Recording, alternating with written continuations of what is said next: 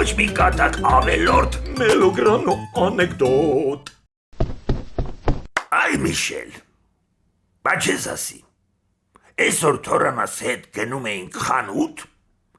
մեկ էլ թորանս դասղիկը տենամ հերվից գալիս է։ Հետո ինչ։ Դե թորս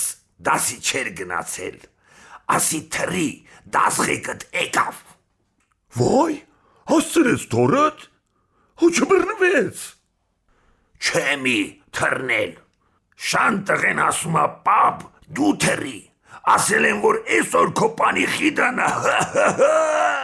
դա շուստրի լակոտ։ Օղորմի քեզ խինկալ պապ, օղորմի։